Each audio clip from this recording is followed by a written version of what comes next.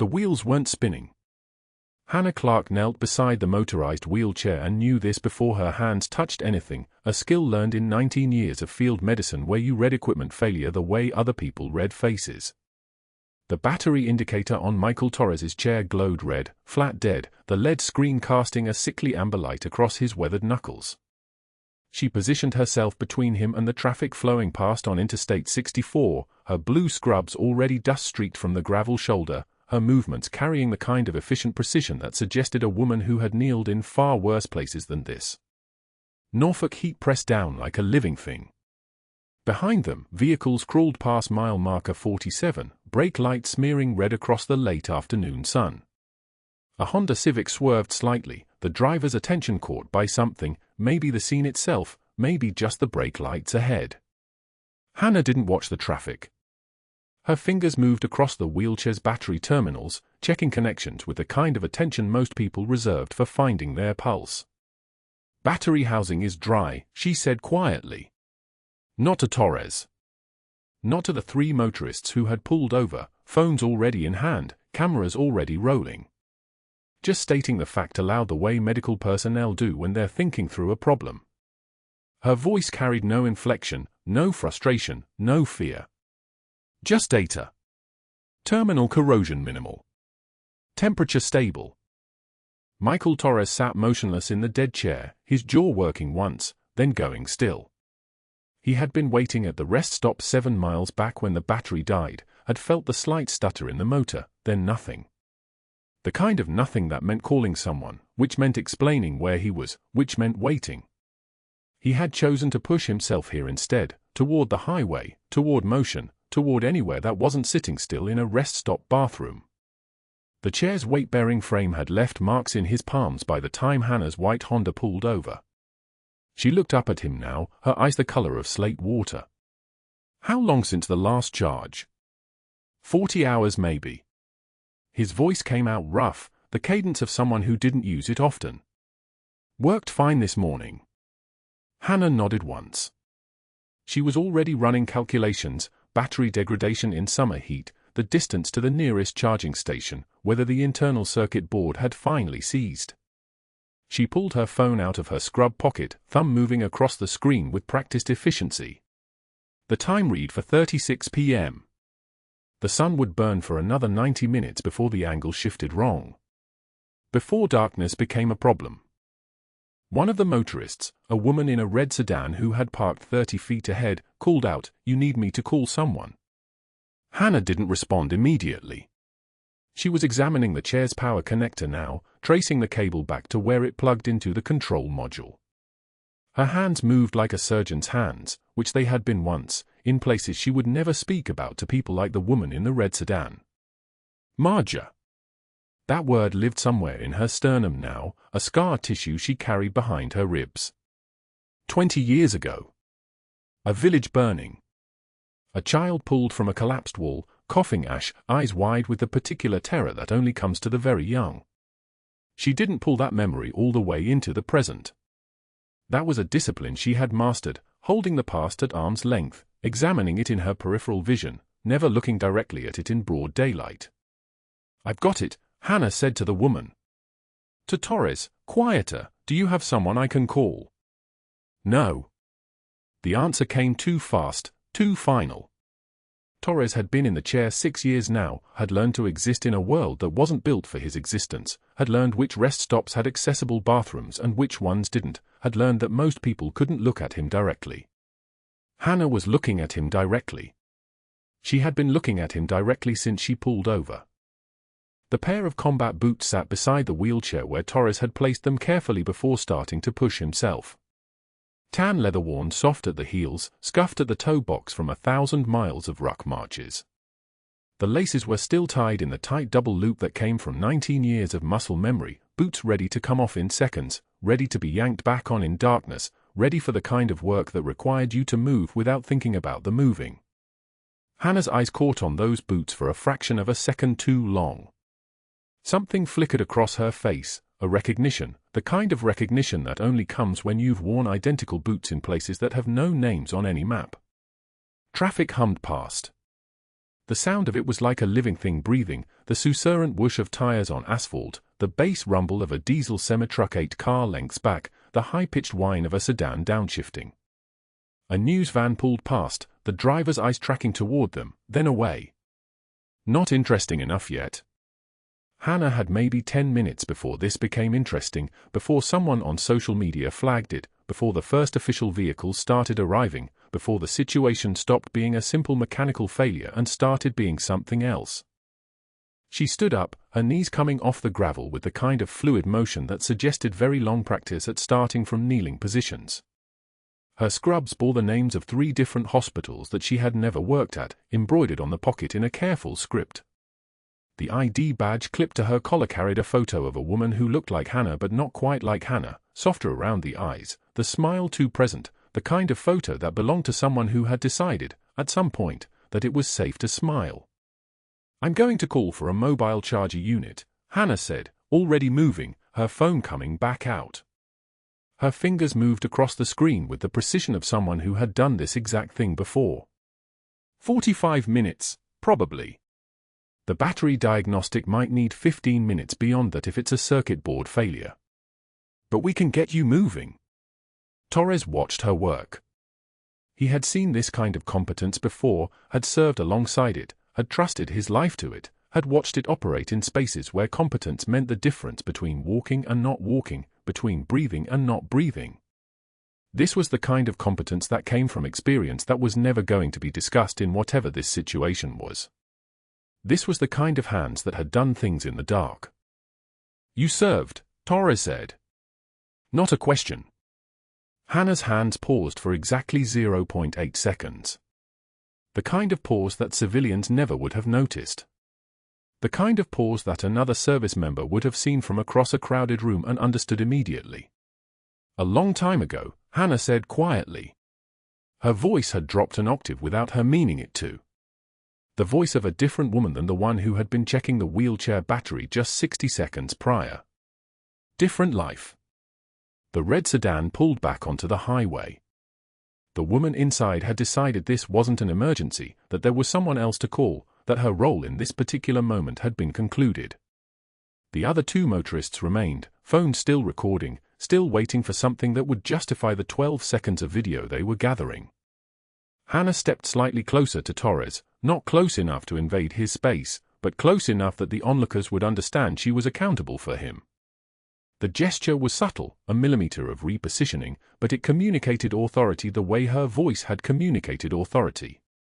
This man was under her care now. This situation was under her management. The decision had been made without anyone else being consulted. "What's your name?" she asked him. "Michael." "Michael Torres." "Hannah Clarke." She didn't offer her hand. She didn't ask for his service history or his branch or his unit. She simply acknowledged his existence as a complete human being in the way that only people who had lived through certain things together could acknowledge each other. "You're going to be fine, Michael. I promise."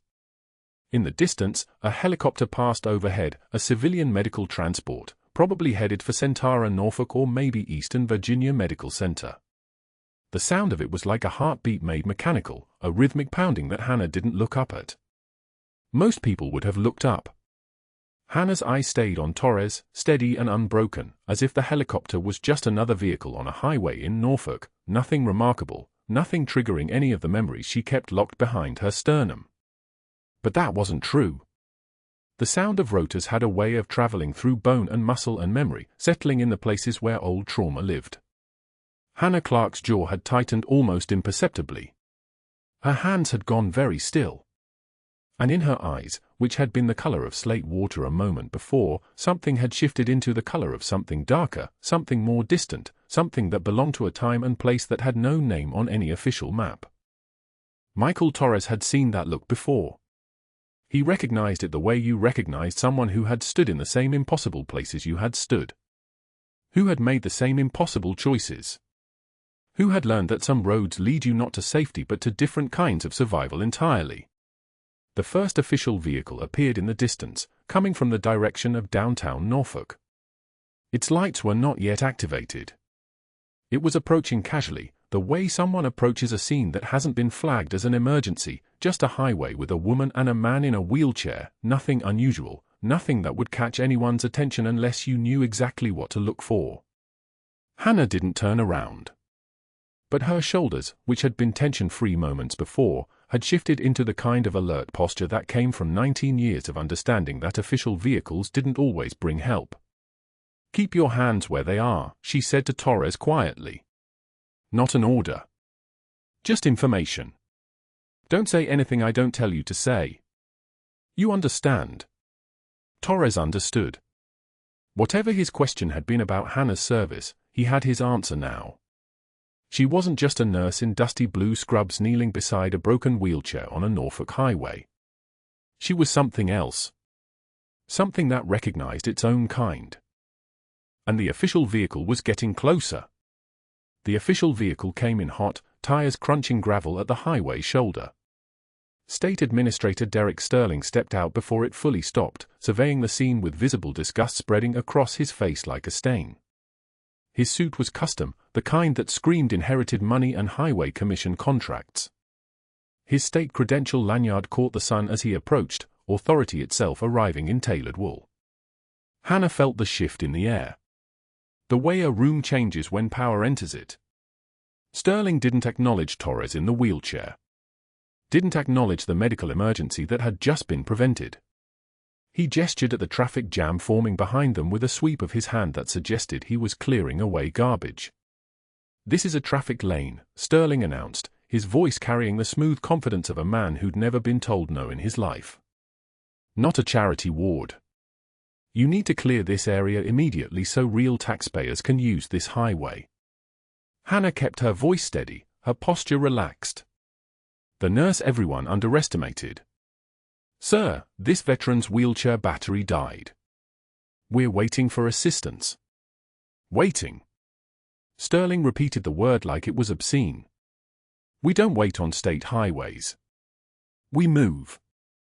He turned to the growing crowd of onlookers, 7 people now, maybe 8, all with phones raised like weapons. The phones that would capture everything. The phones that already were. Sterling's smile was the kind you'd see on a predator that hadn't eaten in weeks. "I give this bleeding heart nurse about a week," Sterling announced, his voice bright with performance, "before she stops caring about these beggars. Anyone want to bet money? $50 says she's gone by Friday." This kind of compassion doesn't last. It's performative. It's... Hannah took one measured breath. In through her nose. Out through her mouth. The breathing pattern taught in advanced combat casualty care. The breathing pattern you used when your nervous system wanted to do something your training wouldn't permit. Sterling's boot came up. The worn combat boots, Torres's boots, the ones with the scuffed leather and the loose lace on the left one, were resting beside the wheelchair. Sterling's polished Italian leather connected with them deliberately, not accidentally, sending them skittering across the asphalt in 2 separate trajectories. One landed 15 feet away near the traffic lane. One spun in a different direction entirely. Torres flinched. His hands gripped the wheelchair armrests hard enough to turn his knuckles white, but he didn't speak. Hannah moved without hesitation. She crossed to the first boot, retrieved it, turned for the second one. Sterling watched her, phone raised now, recording. Documenting her obedience for an audience only he could see through that screen. The second boot had landed closer to the road. A sedan swerved slightly, honking. The wind of its passing made Hannah's scrubs flutter. She picked up the boot, turned back to Torres, placed it beside the first one with the same care you'd use handling evidence. "Now the medical supply bag," Sterling said, and his hand came up in that same dismissive wave. The bag was still in Hannah's grip. 15 years old, military surplus, the kind of bag that had been places and done things. She saw his intent in the micro-expression before his hand connected, but she didn't pull away. Pulling away would have been a decision. A confrontation. Sterling's hand connected with the bag and knocked it from her fingers anyway, scattering its contents across the gravel like organs from an open cavity. Bandages. Medication packets. Surgical tools. A pair of trauma shears with an engraving on the handle that she really, really hoped Sterling didn't read. A blood pressure cuff. Alcohol swabs. Everything that kept people alive scattered across highway gravel. "Pick that up, sweetheart," Sterling said, his voice dripping with the kind of contempt you could taste on your tongue. "Then get this obstruction off my highway before I have you both cited for criminal trespass and blocking emergency services." Hannah knelt. She collected each item with methodical precision. Not rushing. Not panicking. Not giving him what he wanted, which was fear, which was tears, which was submission caught on his phone camera. She packed the supplies back into the bag with the care of someone who understood that these items might keep someone alive someday. One tear escaped. Not from emotion. From the pure physical fact of holding everything together, which was its own kind of pressure. She wiped it away without breaking eye contact with Sterling. "Sir, this man earned the right to occupy any piece of American soil he chooses." The words came out quiet. Not angry. Not defiant. Just true. The kind of true that doesn't need volume because it carries its own weight. The kind of true that comes from having stood in villages where freedom cost more than money, where the price was measured in pieces and recovery that would never be complete. Sterling's phone was still recording. His expression shifted, just slightly, into something that looked like anger beneath the contempt. Like he'd expected something different. Like he'd expected to break something and found instead that it was already unbreakable. "And I've earned the right to manage this highway," Sterling said, each word clipped, each word performance. "You've got 5 minutes before I call state police." He turned and walked back to his vehicle. Through the windshield, Hannah watched him pick up his phone. She watched him dial. She watched him point at her while talking to whoever answered, his mouth moving in animated explanation. His other hand gesturing as if she could see him through cellular networks, as if her guilt or compliance could be transmitted through radio signals. 3 phone calls. Each one longer than the last. Each one with Sterling's eyes finding her in the side mirror while he talked. 2 minutes later, Torres gasped. The sound was sharp and sudden, the kind of sound a body makes when something breaks. His hand went to his chest, fingers splayed, pressing into his ribs like he could hold something inside that was trying to escape. His lips began to shade blue. Not gradually. You could watch it happen. Cyanosis progressing from the lips first, because the lips didn't have the pigmentation to hide it, because oxygen starvation always showed itself there first. "Can't breathe," Torres managed, each word a labor, each word the sound of a body running out of options. Hannah was moving before he finished the sentence. Her fingers found his neck, pressing into the carotid artery to check his pulse. Rapid. Too rapid. The pulse of a heart that was being crushed inside a chest cavity that had turned into a death trap. She'd seen this before. In the village in Marja. In the aftermath. In the field hospital at FOB Shank where you learn to read collapse in the color of a man's lips and the shape of his breathing. Tension pneumothorax. His lung was collapsed. Air had escaped the lung tissue and was now accumulating in the space between the lung and the chest wall. That air was creating pressure. That pressure was collapsing his lung. That pressure was pushing his heart to the side. His heart couldn't pump properly. His body was suffocating from the inside. He had maybe 3 minutes before his blood pressure dropped to nothing. Maybe less. "I need everyone back," Hannah said, her voice calm but absolute. The voice of someone giving an order, not making a request. The voice changed. Something in it that hadn't been there before. Something that sounded like authority on a frequency different from normal speech. The crowd hesitated. One person stepped back. The others stayed their ground, phones raised. Hannah opened her supply bag. The bag that had just been scattered across gravel. The contents that had just been kicked across asphalt. She found what she needed with the precision of muscle memory. A 14-gauge needle. Alcohol prep. The kind of needle you used for emergencies when there wasn't time for anything gentler, anything slower, anything that asked permission. She measured Torres's chest with her fingers, finding the landmarks by touch alone. Second intercostal space. Midclavicular line. The anatomy that didn't change, that was the same in every human body, that was the roadmap to keeping someone alive.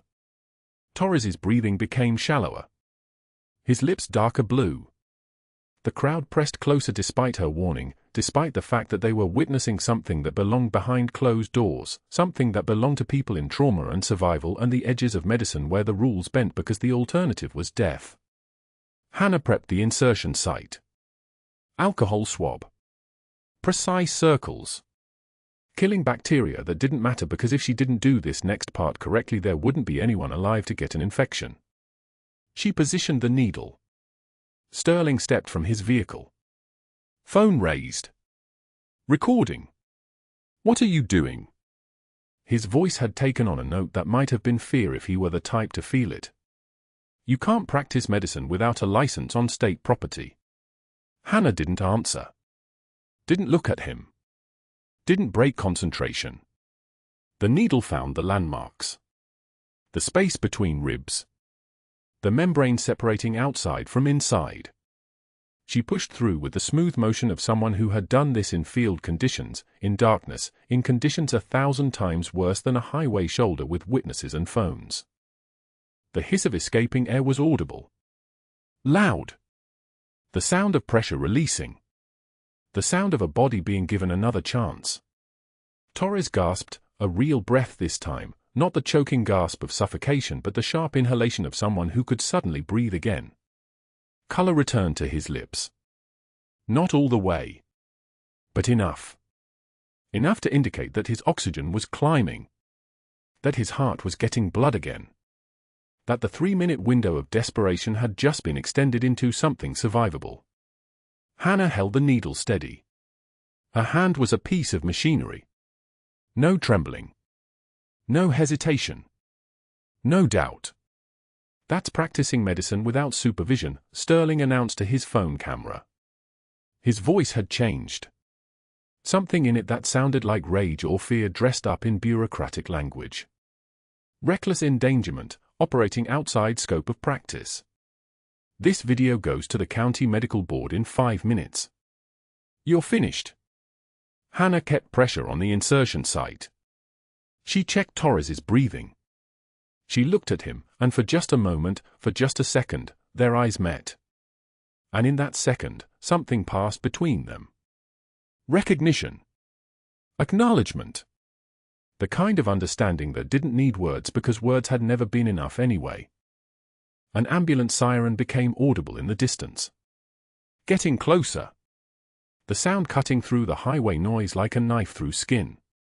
Sterling made 3 more phone calls before the ambulance arrived, each one more animated than the last, each one ending with him staring at Hannah with an expression she'd learned to recognize in classified briefings, a man watching something he'd tried to break refused to break.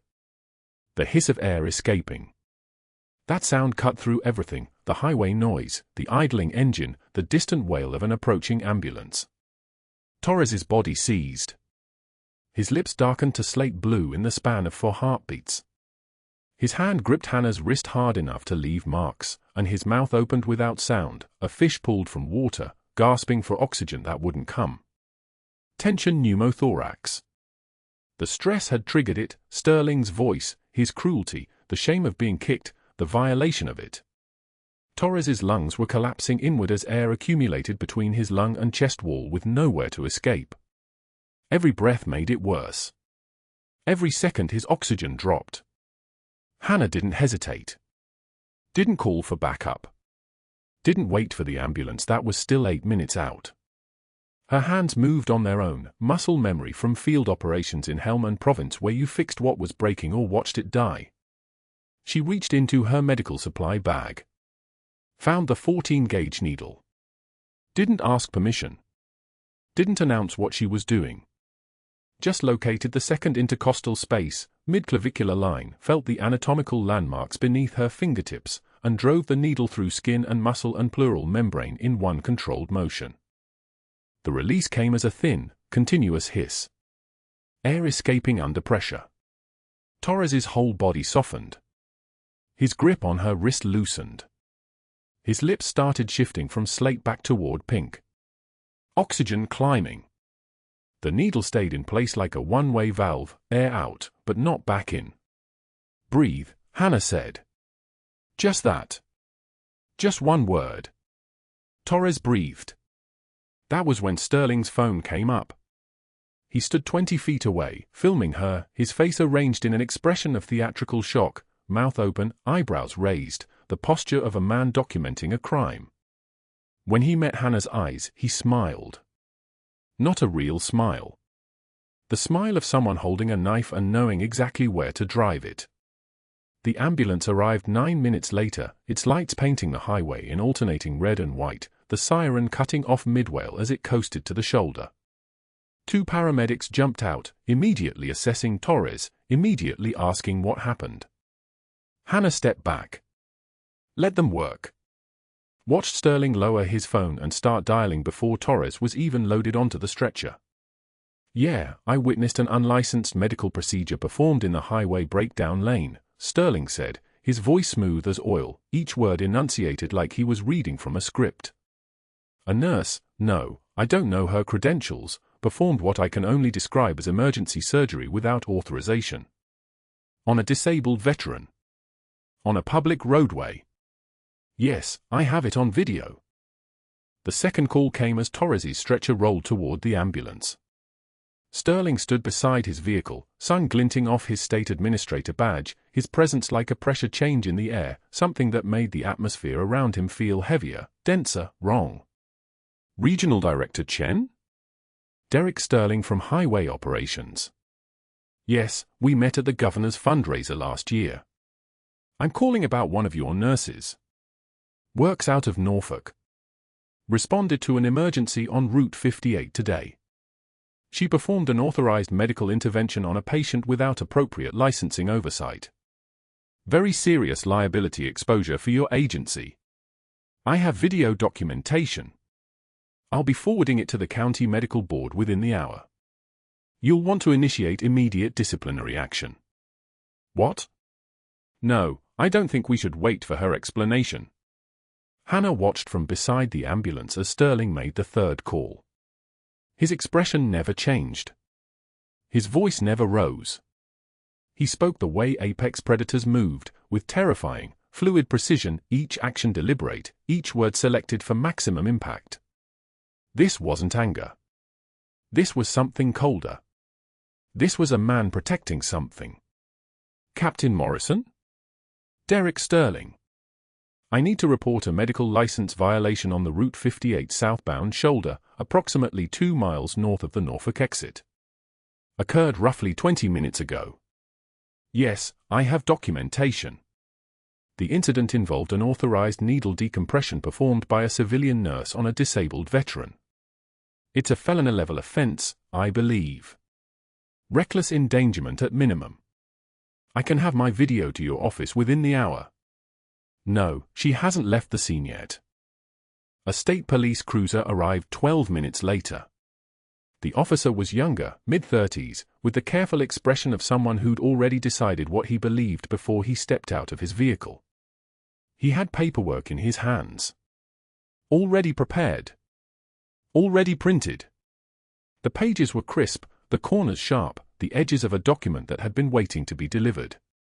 Hannah Clarke, he said, approaching with his hand away from his duty belt, non-threatening but official.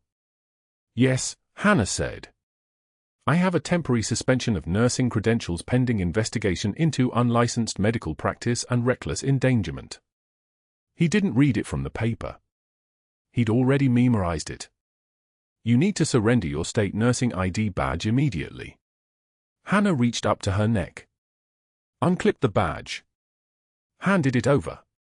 The laminated card caught the sunlight as the officer took it, her photograph looking back at her, a woman in scrubs, a woman with a name and a license and a legal right to practice medicine. That woman was gone now. That woman was suspended. That woman needed to disappear. She couldn't explain. Couldn't defend herself. Couldn't reveal why her records had been erased, why the Pentagon had ordered her to vanish after an operation in Marja went sideways. Classified didn't mean unclear, it meant legally untouchable. It meant she had no official identity to protect herself with. Sterling watched from his vehicle. He was on the phone again, the call brief, the conversation conducted in near whispers. When he hung up, he was smiling that same smile, the smile of a knife finding its target. The officer escorted Hannah to her sedan, the same one she'd been driving for 4 years, the one that held nothing but a spare uniform and her emergency medical kit in the back seat. As she sat in the driver's seat, hands on the steering wheel, she heard Sterling's final call being placed. The words drifted across the parking area, carried on air that smelled like diesel exhaust and hot asphalt and the particular copper scent of blood that had finally begun to clot. Medical billing for the Veteran Transport Services. Yes, the monthly invoice. No changes. 47,000 covers the usual accounts. What? No, the video situation doesn't affect the contract. The nurse is being handled. Suspended as of today. By next week, she'll be a name in a sealed file. The invoice was for services never rendered. Services that had been billed to the state at premium rates through shell companies and dummy accounts. 8 years of fraud. 8 years of stealing from the Veteran Emergency Response Fund. 8 years of a man in a state administrator's vehicle protecting a scheme worth just under $2 million. Hannah knew this because she'd seen the patterns before. She'd watched financial crimes in Kandahar where American contractors inflated supply costs and nobody asked questions because the money was flowing upward to people with badges and authority. She recognized the architecture of corruption.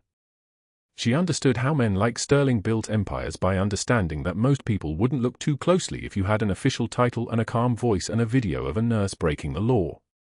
What Sterling didn't understand was that the video showed him kicking an amputee's combat boots across asphalt. It showed him knocking medical supplies from her hands.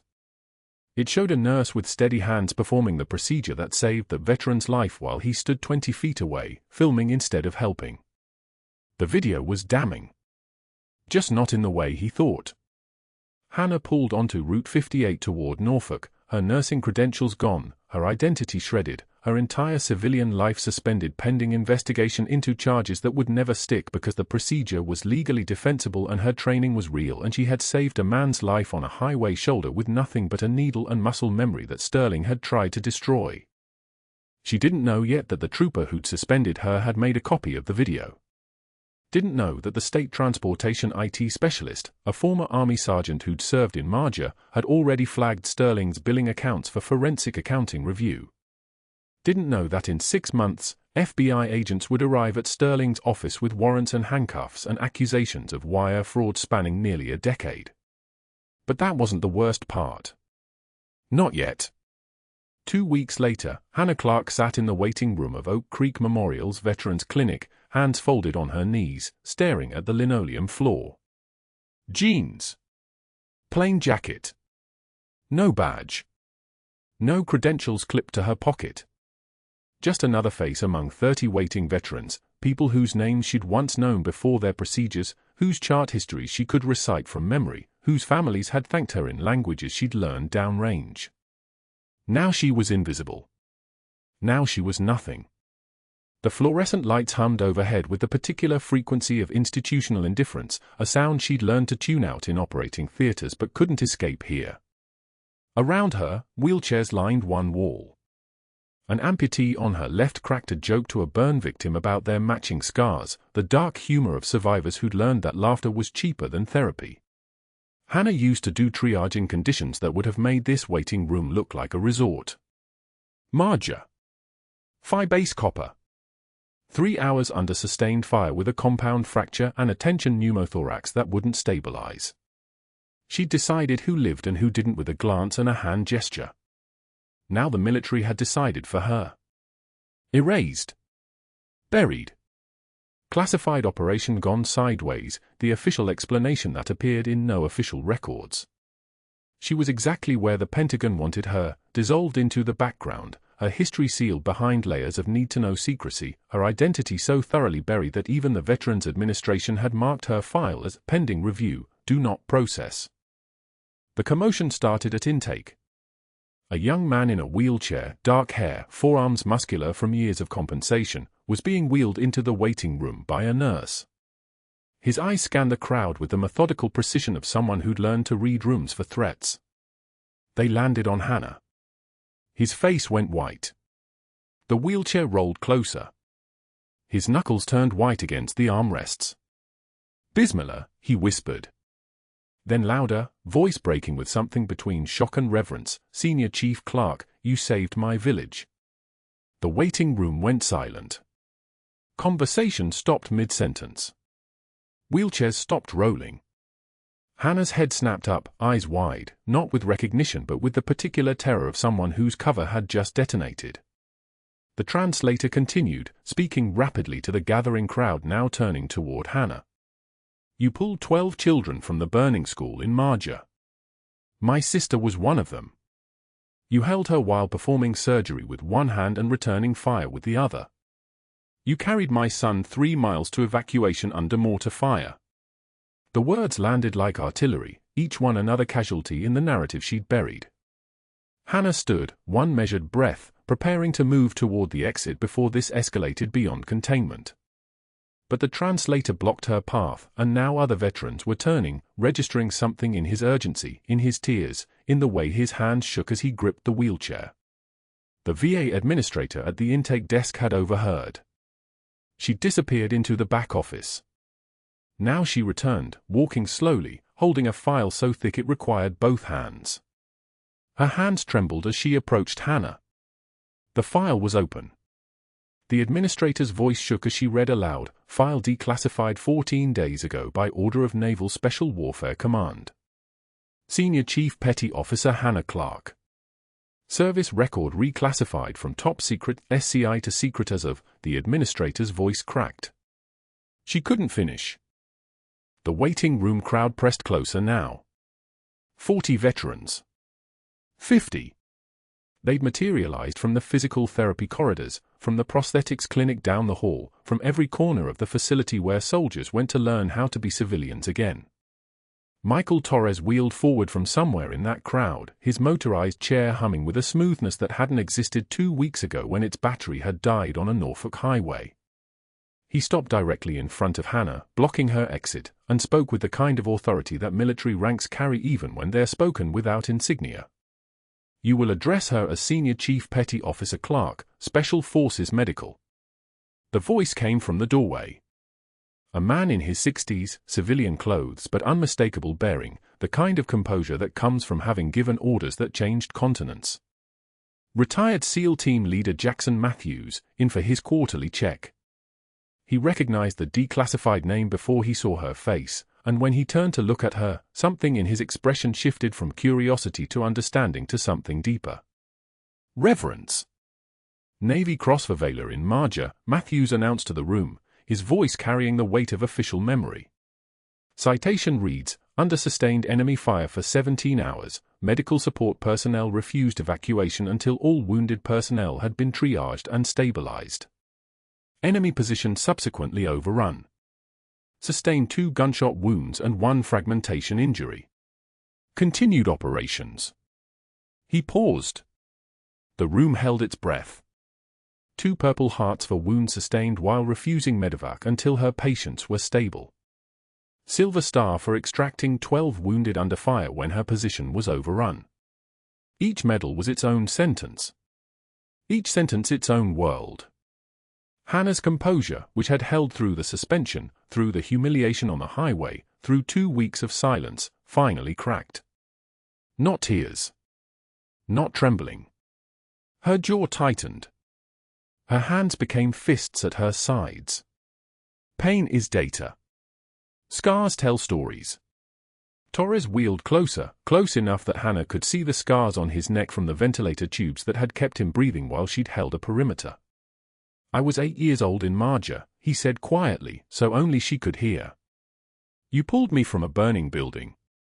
You kept me breathing for 40 minutes until medevac arrived. I was 8. You were," his voice broke. "You were nobody's idea of a soldier. And you saved my life." The FBI agents hadn't come through the main entrance yet. That was coming.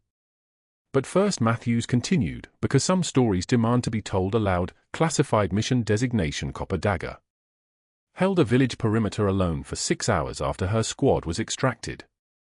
Medical advisor to Joint Special Operations. 47 confirmed saves under fire. 3 combat deployments. Decorated in 2 countries by governments that officially deny she existed. The administrator read from the file now, voice gaining strength, service record indicates medical training equivalent to a trauma surgeon, proficiency in 17 languages including Dari, Pashto, and Arabic. Combat medic certification, emergency medicine board certification, field surgery protocols. Classified medical advisor status to JSOC Task Force 121. 150 veterans now surrounded Hannah in a half circle. Phone cameras rose. Matthews waved them down with a single gesture. No pictures. You don't photograph a ghost. The front entrance doors opened. 2 FBI agents in suits, badges visible, both moving with the particular urgency of people carrying warrants. The lead agent's eyes swept the room, found Hannah. We need to speak with Hannah Clarke. As a witness. The second agent pulled a folder from his jacket. State Highway Administrator Derek Sterling has been billing the state for veteran transport services that were never rendered. Investigation reveals a pattern spanning 8 years. $2.3 million. Insurance fraud. Conspiracy with county officials. Breach of contract. Sterling had followed them here. He stood at the entrance now, face draining of color as the narrative shifted from his control to something exponentially larger. He'd expected Hannah arrested. He'd expected vindication. Instead, he'd walked into a declassification that turned his victim into a legend. The translator spoke again, quieter now, addressing only Hannah. My family got out because of you. 7 people. 3 children. My parents, my sisters, my brothers. They're in Pennsylvania now. They have jobs. They have futures because you held that building long enough. Torres reached out and touched Hannah's hand. His hand was steady. His hand had always been steady once she'd taught him how. She looked at him, really looked at him, for the first time since that highway shoulder. Recognition. Acknowledgement. Everything that had been buried for 2 decades rising to the surface. The FBI agents waited, respectful of whatever this moment was becoming. Matthews stood with the posture of someone protecting something sacred. And Hannah Clarke, Senior Chief Petty Officer, United States Navy Special Forces Medical, sitting in a VA hospital waiting room in jeans and a plain jacket, finally allowed herself one sentence, I need some Jell-O. The waiting room exhaled. The conference room at Oak Creek Memorial occupied the 3rd floor's northwestern corner, glass walls that made privacy a theoretical concept. FBI Special Agent Morrison stood at the head of a polished table, spreading documents like a dealer distributing cards at a high-stakes table.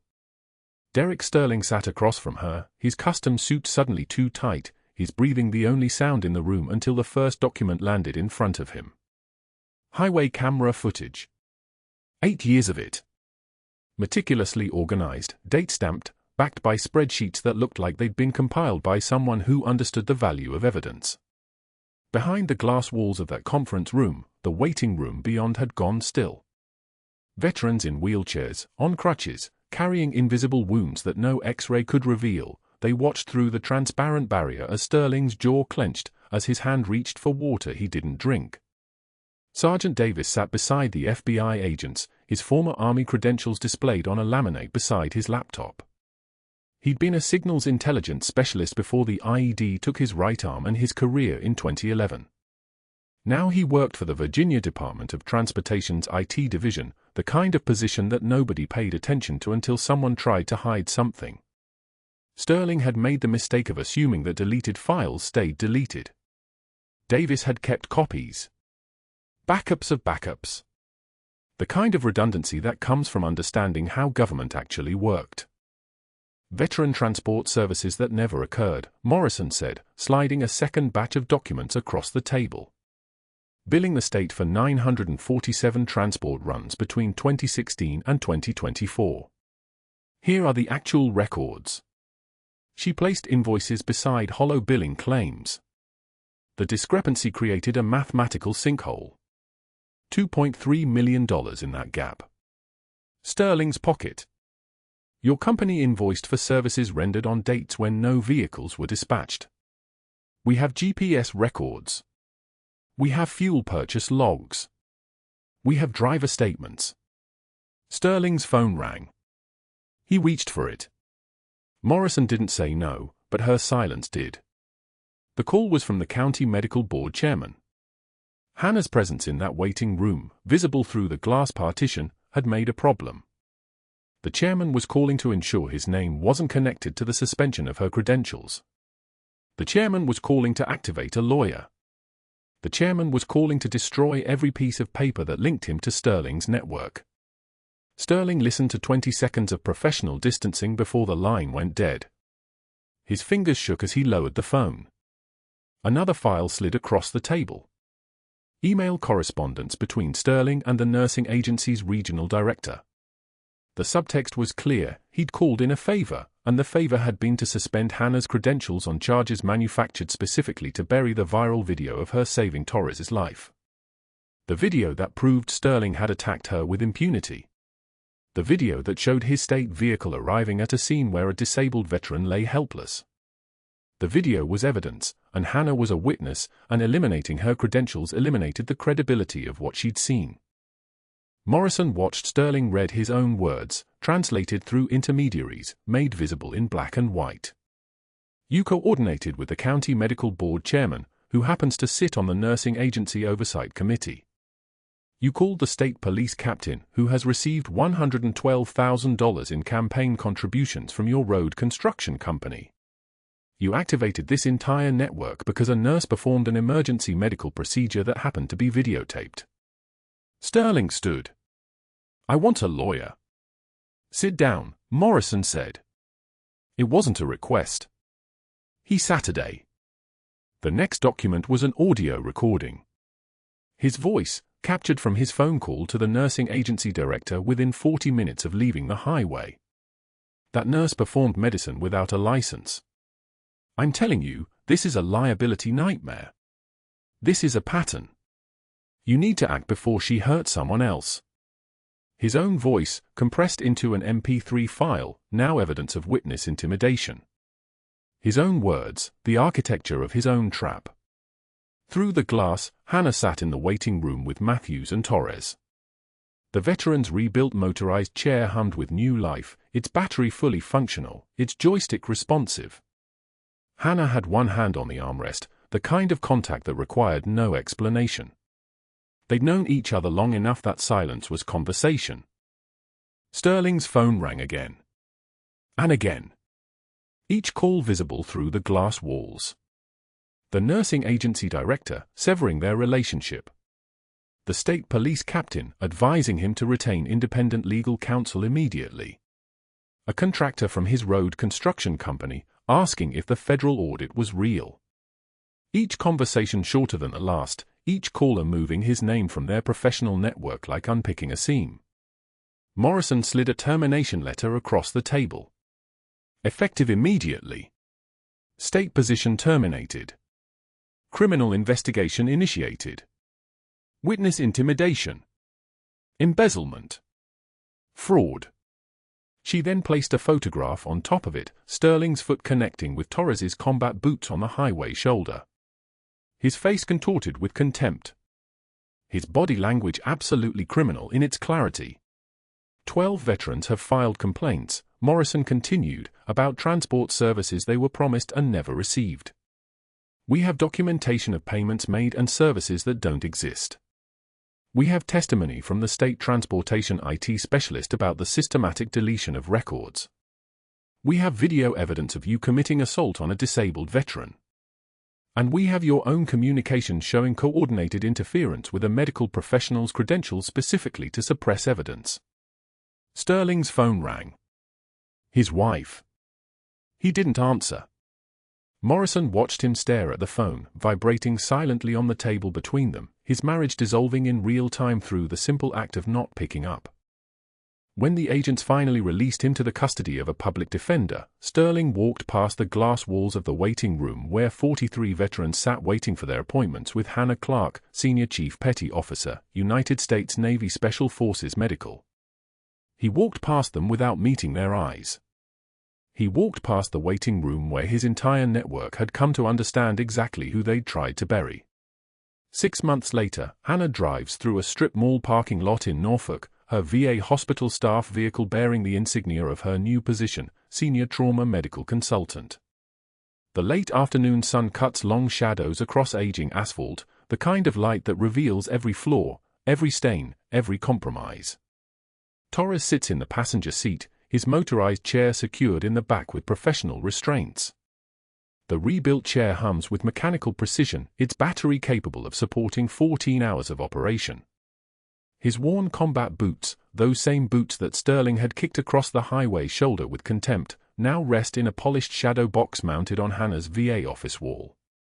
The label beneath them reads, Corporal Michael Torres, Marja 2004-2024. Some roads lead exactly where they're meant to be. She spots Sterling at a folding table wedged between a sandwich shop and a tax service storefront. The table is aluminum, collapsible, the kind you'd find at a yard sale or a failed street fair. His banner reads, Budget Insurance Solutions, same coverage, better rates. A laminated card identifies him as Independent Sales Consultant.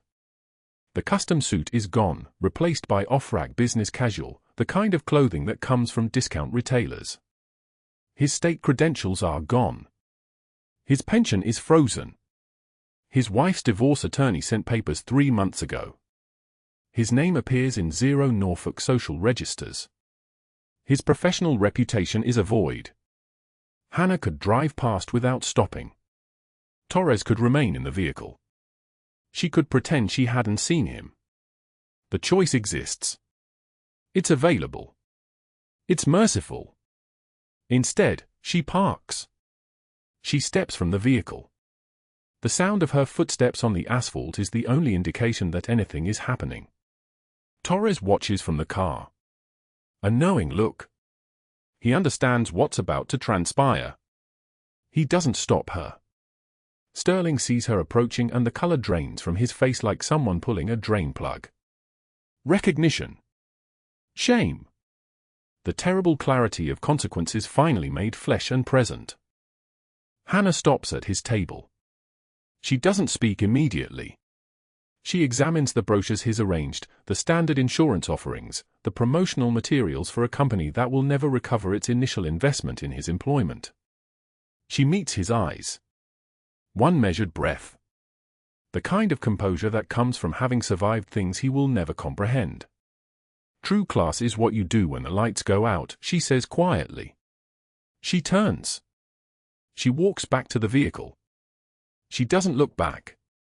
Torres grips the motorized chair's joystick and they drive toward Oak Creek Memorial, where 43 veterans have requested Hannah specifically for their care, where her office displays that shadow box containing Torres's combat boots as a permanent reminder that some roads lead exactly where they're meant to be. Sterling remains at his folding table as afternoon shadows lengthen across the empty parking lot, no customers approaching, his phone silent, the highway where he once held power visible in the distance beyond the strip mall, slowly disappearing into irrelevance. If you've seen injustice at your workplace, if you've watched someone abuse power to protect themselves, don't stay silent. Report it. Document it. Share it with the people who can act. And if you know a veteran struggling with transport, mobility, or access to care, reach out to organizations like Disabled American Veterans and Team Red, White, and Blue. Heroes walk among us. Sometimes they're pushing wheelchairs. Sometimes they're saving lives in the dark. Subscribe for more stories about the quiet warriors nobody talks about until they have to.